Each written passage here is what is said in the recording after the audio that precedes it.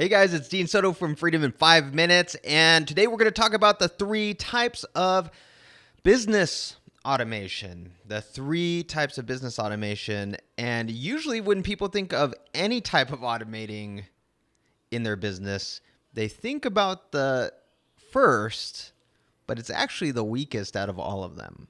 Okay, so all that being said, stay tuned because this is going to be awesome. And I think at some point in time, I'm going to put some kind of intro thing there or whatever. But I just want to get this content out there. So anyway, authenticity, right? Whatever. Let's get this going. So the 3 types of business automation. The first and foremost, the one that people think is going to solve absolutely everything.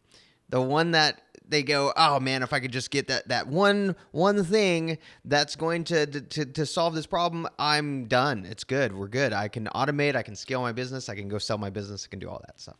Right? Well, this one thing is not necessarily the best. In fact, if you just rely on this, and you can actually turn your entire system that you have, your business, into what I call a Rube Goldberg system, where it's just all over the place. If you remember Rube Goldberg back in the day with his cartoons, his cartoons would solve a simple problem in a very complex way. So in order to open the door, it might be someone needs to drop a marble into this one thing, and then it lights a dynamite, which then explodes and does this and does that, and then all needless to say, at the very end, it has a little thing that opens the door, right?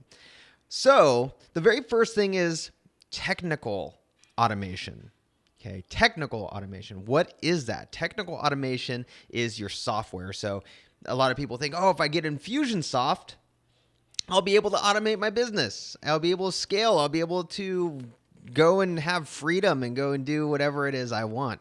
If I have Infusionsoft and if I hire someone to set it up, that will make everything better. All right. Well, that is not necessarily the case. That's normally not the case at all, actually. When you have that type of technical automation, what happens is you can only make certain things automated. And trust me, I love technical automation. I have gifts going out to my clients on specific different times. Whenever they've bought a certain amount of money, I send things out on Christmas and Easter and all this other stuff, right? So I send these gifts out, do all these automation, and I can tell when people have clicked on stuff and make decisions based off of that and everything. It's great. It's awesome, and it works really, really well. In fact, I use ActiveCampaign. ActiveCampaign is like an Infusionsoft, but it tends to be a little bit leaner, and I actually like it a lot better. I used to be an Infusionsoft junkie. But the point is that we as business owners tend to think, oh man, if I can just get that one piece of technology, that one piece of software, right, then my entire business is going to be 100% automated and I don't have to worry about things. And to an extent, you can automate a whole bunch of stuff for sure. You can do some really, really crazy stuff. But it falls short when human decisions need to be made, right? Human decisions need to be made. And so, for example, when you get to a spot where some kind of strategy needs to be done, where somebody has to look at the numbers, look at past, especially in financial services. So, for example, have a client who they are a financial services company. I think I've talked about them before in one of these videos, that the customer fills out all this stuff online and decisions are able to be made based off of what they filled out. But what happens is sometimes customers, when they fill out these online forms, they don't put everything that should be there, or they mess up on something, right? And so somebody in the system actually calls them. So a virtual systems architect that they have, that's from Freedom in 5 Minutes, calls the prospect and verifies numbers, okay? Because with an automated system, it is not going to, there's nothing as far as we have right now, obviously AI is coming, but nothing that would go and check and say, hey, this is off, or go and verify or anything like that, right? So all that being said, somebody had to verify, and that's what they used. Was they had their automated system, and then they had somebody verifying. So the second type of automation, which kind of leads into this, is manual automation. Okay, manual automation. And what does that mean? It's human automation. Okay, people who have a specific process, they have a documented process of this is how you do this thing. And obviously we don't want robots, but we also want people to have a set of things of what they need to do, right? So for example, with the financial services, they knew how to call and to verify those things, right? Or have several clients who use virtual systems architects for bookkeeping as well. So they have a process of how they do their bookkeeping, how they do their accounts payable, accounts receivable, all other stuff.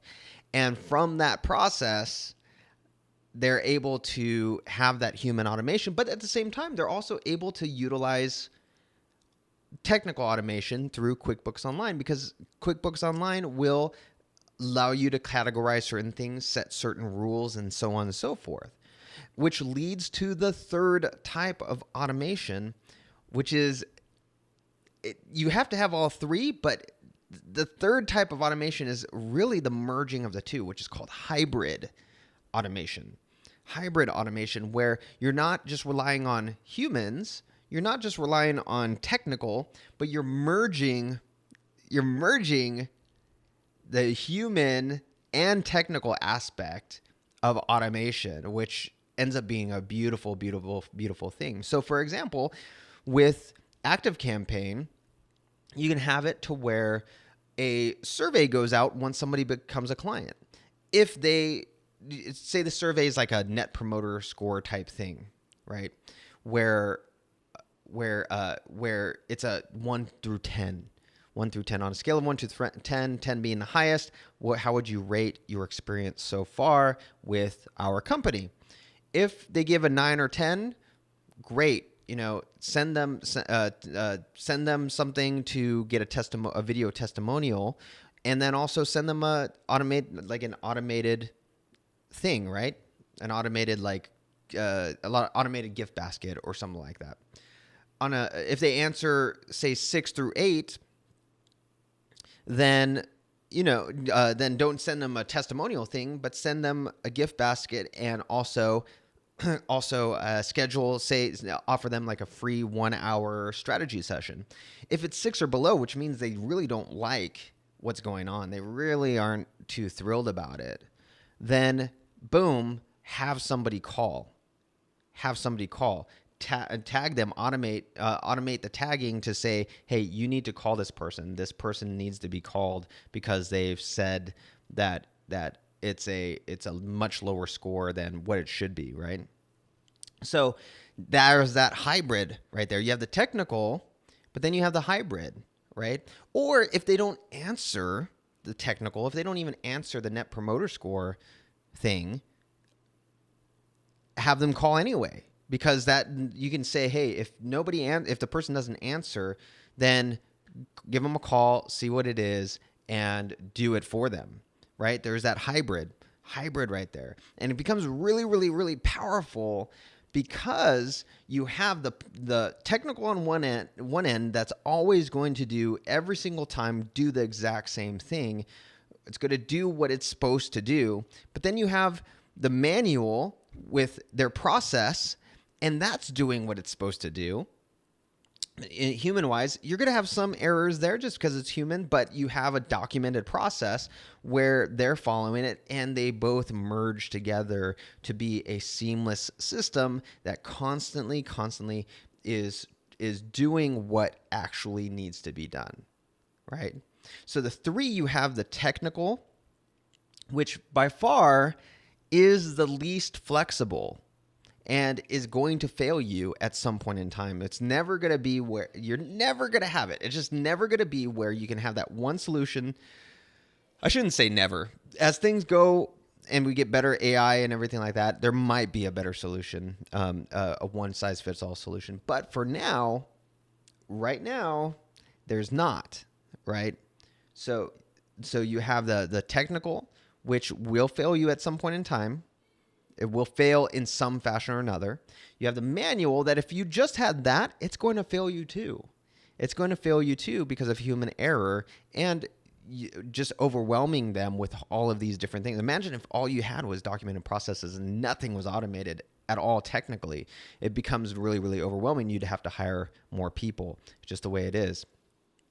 And number 3, you have the hybrid, which is the merging of the two, which is great. It works to build a really scalable and turnkey business that allows the business owner to step away and to grow the business in ways that they never would have expected before. So all that being said, this all leads to the fact that you have the technical, and if you're good to do the manual, you got to have the documented processes. Now, you could do them yourself. It'll take hours and hours and hours and hours, but you can also go to freedomin5minutes.com, learn the freedomin5minutes.com method, the Freedom in 5 Minute method. And when you're there, you can actually get a virtual systems architect, schedule a discovery call, get a virtual systems architect. They're super inexpensive, and they not only document the things for you in 5 minutes, 10 minutes of your time, each process, but then they'll be able to do it as well. So go check that out, freedomin5minutes.com. Go check out the masterclass. Go check out a lot of the other stuff that we have there. But as for now, Dean Soto, and I'll catch you in the next Freedom in 5 Minutes video.